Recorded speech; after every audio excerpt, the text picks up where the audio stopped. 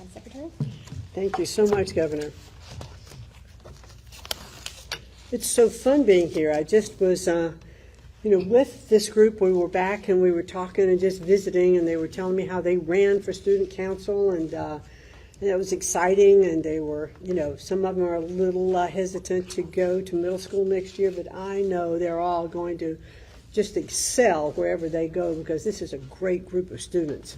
So Governor Reynolds, thank you so much for your gracious introduction and for having me here today to visit with the Denison Monarchs. This is pretty exciting. As some of you know, President Trump told me that I would succeed as the Secretary of Education when I had worked myself out of a job. It's a little bit different job description when you take on a new role. But his vision isn't about me or one position. It's about you. It's about the students. It's about what's going on here. It's breaking up the education bureaucracy in Washington, D.C., a system that we found that enriches adults while stifling progress for students, and returning responsibility for educating children to the states to unleash a new era of excellence. Over the past few months, I've visited dozens of states, spotlighting how innovation can flourish when decisions are made locally by leaders who know their students best. As Governor Reynolds illustrated, Iowa is living proof of this. While National English Language Arts proficiency for third graders stagnated or declined nationally last year, Iowa's jumped by double digits, up 11 points in just 1 year. That's really commendable, Governor.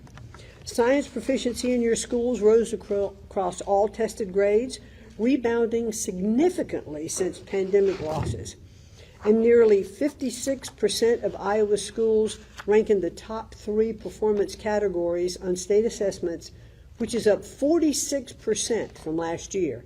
And that is remarkable. And how'd you do that?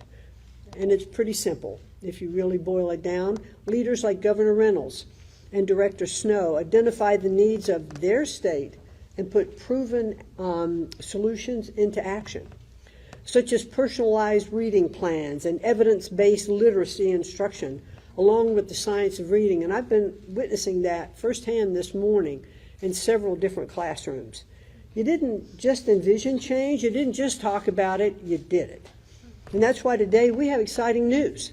I am thrilled to announce that Iowa is leading the nation as the first state approved for the Returning Education to the States waiver, a groundbreaking first step that gives state leaders more control over federal education dollars.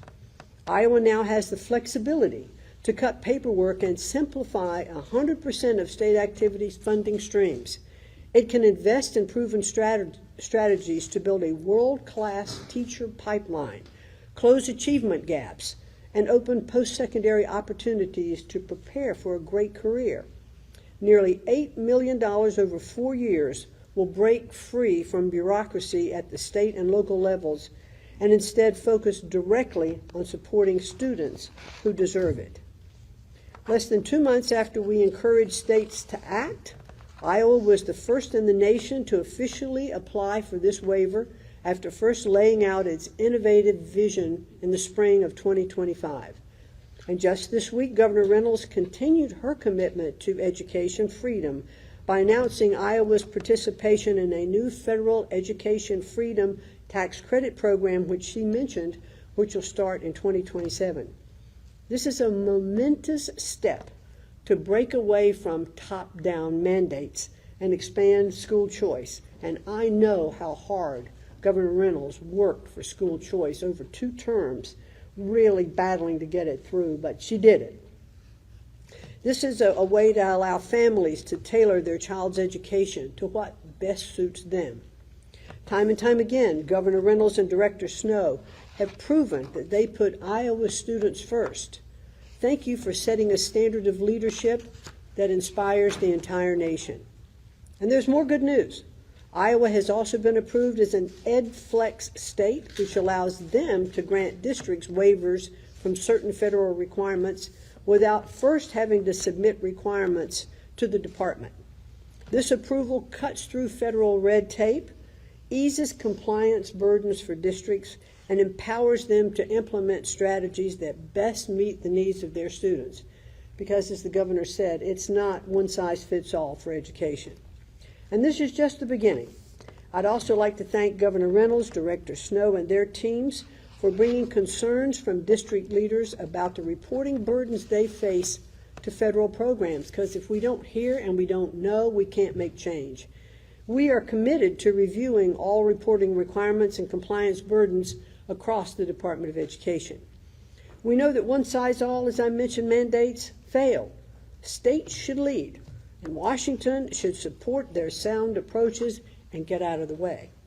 That's why the Trump administration is granting Iowa this flexibility, and we hope that as we partner with congressional leaders to return education to the states, we can work with them to expand these opportunities for states and local leaders to run their education systems. From building the first electronic digital computer to revolutionizing agriculture with hybrid corn, Iowa students have a proud legacy for problem solving. And now we need to carry that tradition forward. When solutions are designed for students, the Trump administration stands ready to help to ensure their success.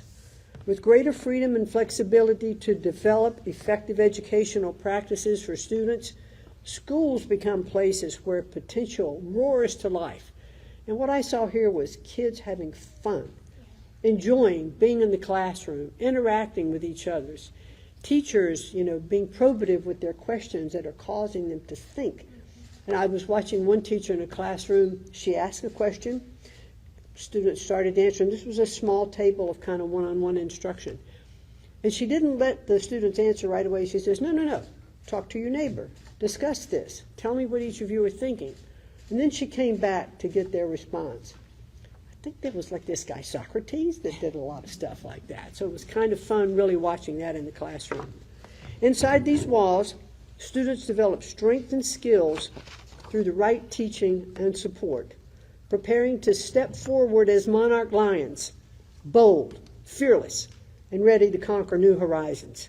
It's my honor to turn the floor back to your outstanding governor, my friend, who will share more about this exciting waiver. And thank you again, Governor, for having me here today, and I appreciate being welcomed to the Hawkeye State.